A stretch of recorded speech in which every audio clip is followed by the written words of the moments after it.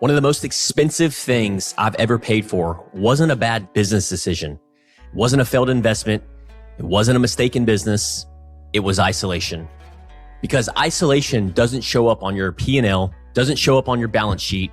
It shows up in your marriage, your health, your leadership, your faith, your friendships, and eventually your business.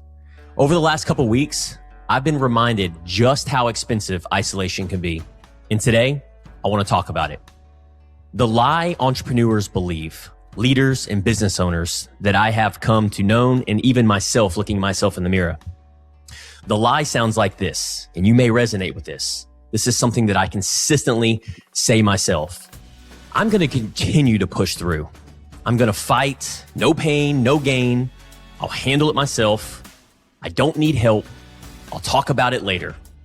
These are statements that I had said over the last 10 years, over and over and over again. And it just kept building inside of my mind, body, and spirit. And honestly, it was weighing on me. It was like a huge elephant on top of me. And it just got worse and worse. Building the insurance company and starting in 2015, and I know you listening to this, when you start something, you become everything. You're doing marketing, advertising, you're managing employees. Maybe you're doing the work, the actual work itself. You're answering phone calls. You're having to do bookkeeping. There is literally 50 to 60 to 70 plus different hats that you wear originally when building something and even leading something. That leads to 14, 15, 16-hour days the first year, 2 years, 3 years. There's a reason why businesses most fail within that first 2 to 3 to 4 years. But I was determined. I was relentless. I was going to do whatever it took to get to where I wanted to go, to hit that goal. Whether this was the migraines that I was having, sleeping underneath my desk day after day, carrying everything myself, not knowing who to have those conversations with on a daily basis. I tried to have it with my spouse. I tried to have it with my friends, my family, but every time I had those conversations, it was like it was one ear and out the other. It was over their head because they didn't understand. They were coming from a place of love, but there was no understanding. So I could not have those conversations. So what did that do? I felt the pressure. I felt the overwhelm. And it was just constantly compounding over every day.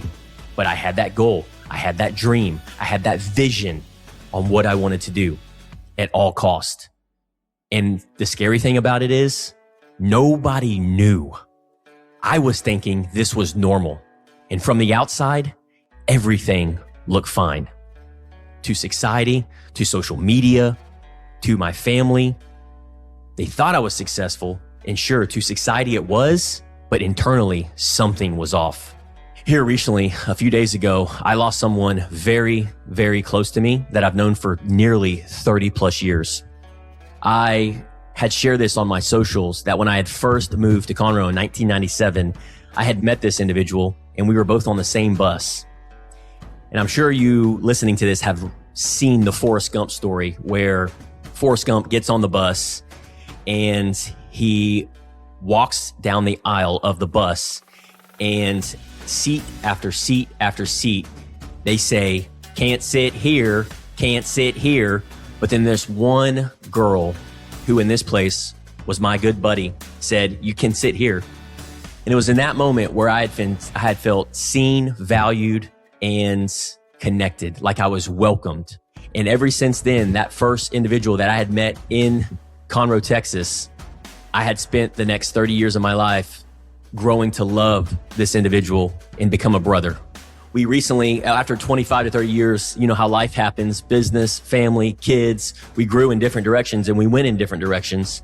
But you know, when you go and you have that lunch or that breakfast or that coffee with that individual and you reconnect and it's like you've been talking to them for the last 10 years. And me and this individual hadn't talked in a couple years, but when we went to that breakfast, it was like we had just left off 5 years prior to that. We talked about the future. We talked about our family. We talked about the ups and the downs and the trials and the tribulations of entrepreneurship. And then recently I heard the news that he had passed away. And I was reflecting afterwards, and one of the reflection questions that I had asked was, it made me ask the hard question. It allowed me to slow down and say, how many people are walking around carrying things nobody knows about? And once I asked that question, one of the things that I realized is success, to whatever that looks like for you in these different areas of life and what you think success is, it does not cure isolation. We think, and I'm talking to myself in the mirror right now, I used to think money would fix it, but it doesn't fix it. Business growth does not fix it.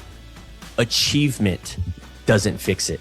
Getting on the podium, money, all these different things that we think fixes it does not fix it.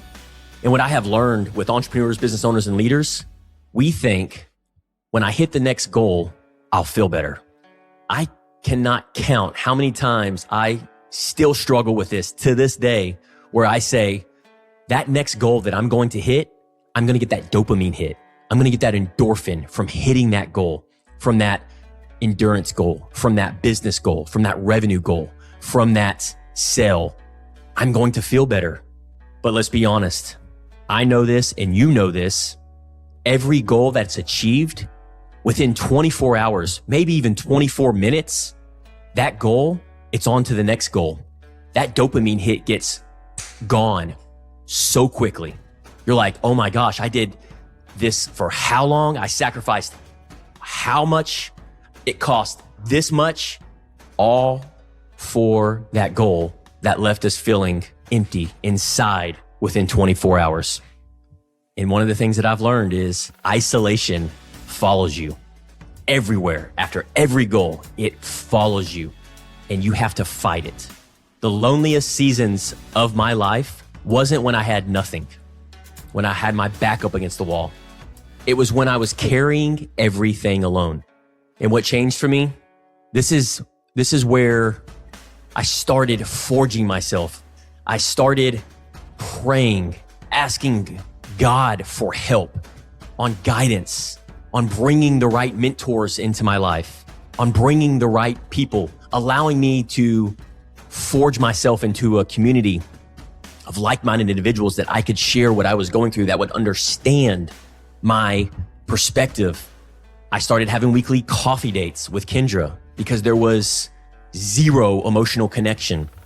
I wanted to forge, I wanted to pray, I wanted to meditate on becoming the man that I could be. And I knew that I had the potential within, so I had to forge myself in leadership conversations, hard conversations. And when I started having these conversations, when I started slowing down, and then I started being vulnerable, I started opening up, I started creating a safe place where it was just a one-on-one at a coffee shop. And I started sharing with the man on the other side of the table what I was going through. And he was asking me questions, and we were having a full-blown conversation on what I was going through. He didn't have all the answers, but he was able to ask me the questions. And if you have somebody in your life that asks you good quality questions, this could be a mentor, a coach, a friend, your spouse. What does the good quality question do? It allows you to think. And having this conversation with this individual, him asking me these questions, it made me think, it made me realize, it made me look through the world in a different perspective, and something that I had been missing for so many years because I was just bottling it up inside. And having this conversation, this is when the healing started, when I stopped pretending everything was fine. So I ask you, who really knows what's going on in your life? Not social media, not your business, not your accomplishments, you. Who knows? Who can tell when you're struggling? Who can call you out? Who can pray for you? Who can help carry the weight? And if you're carrying something today, listen to me. Do not carry it alone. Make the phone call, schedule the coffee, talk to your spouse, reach out to a mentor, show up in the room, because isolation is expensive and none of us were designed to do life alone. Appreciate you guys being here. Keep leveling up.